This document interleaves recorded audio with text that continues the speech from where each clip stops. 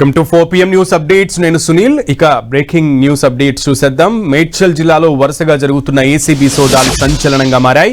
శామీర్పేట తహసీల్దార్ కార్యాలయంలో ఏసీబీ అధికారులు ఆకస్మిక తనిఖీలు జరిపారు. ఈ దాడుల్లో ఎంఆర్ఓ సుచరిత 20 లక్షలు లంచం తీసుకుంటూ రెడ్ హ్యాండెడ్ గా పట్టుబడ్డారు. ఎంఆర్ఓ సుచరిత అవినీతికి పాల్పడుతున్నట్లుగా ఆరోపణలు వచ్చాయి. దీంతో విషయం తెలుసుకున్న ఏసీబీ అధికారులు ప్లాన్ ప్రకారం ఎంఆర్ఓ లంచం తీసుకుంటుండగా పట్టుకున్నారు. అంతేకాదు బొమ్మరాజ్పేటలో పెద్ద ఎత్తున భూములు క్లియర్ చేసినట్లుగా ఎంఆర్ఓ సుచరితపై ఆరోపణలు ఉన్నాయి.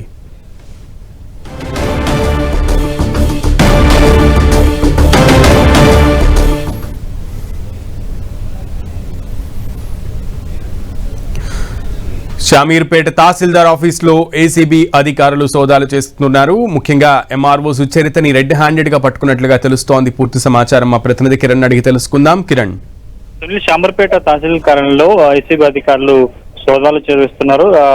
ఏసీబీ అధికారులకు శామర్పేట ఎంఆర్ఓ సుచరిత 20 లక్షలు లంచం తీసుకుంటూ రెడ్ హ్యాండ్ గా పట్టుబడినట్టుగా సమాచారం. గతంలో కూడా ఈమె మీద అనేక ఆరోపణలు ఉన్నాయి. బొమ్మరాజ్పేటతో పాటు అటు శామర్పేట రెవెన్యూ పరిధిలో చాలా భూములకు సంబంధించి కూడా ఈమె కొంత అక్రమాలకు పాల్పడ్డాది అన్నట్టుగా ఆరోపణల నేపథ్యంలో ప్రస్తుతానికైతే పక్కా సమాచారంతో 20 లక్షలు తీసుకుంటుగా రెడ్ హ్యాండెడ్ గా ఏసీబీ అధికారులు పట్టుకున్నారు. ప్రస్తుతానికైతే కొద్దిసేపటి నుంచి ఇటు ఏసీబీ అధికారులు ఎంఆర్ఓ కార్యాలయంతో పాటు ఆమె నివాసంలో కూడా ఏకకాలంలో సోదాలు చేస్తున్న పరిస్థితి. ప్రస్తుతానికైతే ఇంకా సోదాలు కొనసాగుతున్నాయి. ఏ కేసులో ఆమెను 20 లక్షలు తీసుకుంటుండగా రెడ్ హ్యాండ్ గా పట్టుకున్నారు ఏంటంటే కొంత ప్రాథమిక సమాచారం రావాల్సి ఉంటుంది. గతంలో కూడా మీద అనేక అవినీతి ఆరోపణలు వచ్చినట్టుగా సమాచారం. పక్కా సమాచారంతో ప్రజెంట్ ఓ వ్యక్తి వద్ద 20 లక్షలు తీసుకుంటుండగా రెడ్ హ్యాండెడ్ గా పట్టుకున్నట్టుగా సమాచారం. కొంత సమాచారం అయితే రావాల్సింది. పూర్తి స్థాయిలో ఇంకా సోదాలు కొనసాగుతున్నాయి కాబట్టి మరొక హాఫ్ అన్ అవర్ లో కానీ 1 అవర్ లో ఈ సోదాలకు సంబంధించి కావచ్చు అటు